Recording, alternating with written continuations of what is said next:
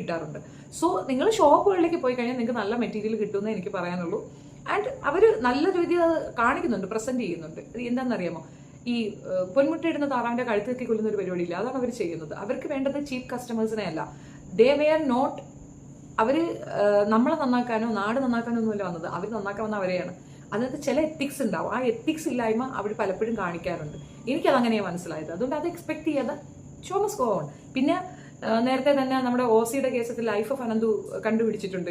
ഇത്രയും happy customer എന്നൊക്കെ പറഞ്ഞിട്ട് കമന്റ് ഇട്ടിട്ട് 72 കോടിയുടെ കാര്യം എന്തൊക്കെ പറയുന്നുണ്ടായിരുന്നല്ലോ. അതൊക്കെ ഒരു മാർക്കറ്റിംഗ് പോളിസിയാണെന്ന് മാത്രം വിചാരിച്ചുകൊണ്ട് നിങ്ങളത് ഇഗ്നോർ ചെയ്യുക. അവരിട്ടിരിക്കുന്ന കാണുമ്പോൾ രസമുണ്ടെങ്കിൽ നിങ്ങൾക്ക് അതേ ഡ്രസ് സെൻസ് ഉണ്ടെങ്കിൽ അതിനേക്കാൾ ഭംഗി ഉണ്ടാവും.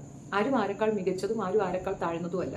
അവരവർക്ക് അവനവന്റെ സൗന്ദര്യമുണ്ട്. നമ്മുടെ ബോഡി സ്ട്രക്ചറിനനുസരിച്ചിട്ടുള്ള ഏത് ഡ്രസ്സ് നമ്മൾ ഇടുന്നു അത് നമുക്ക് സ്യൂട്ട് ചെയ്യും. അത് നമ്മൾ ഡിപ്പെൻഡ്സ് ഓൺ നമ്മളുടെ ആറ്റിറ്റ്യൂഡാണ്. അതാണ് നമ്മുടെ കോൺഫിഡൻസ് ലെവൽ എത്രയുണ്ടോ. എത്ര കുറഞ്ഞ ഡ്രസ്സ്, അപ്പം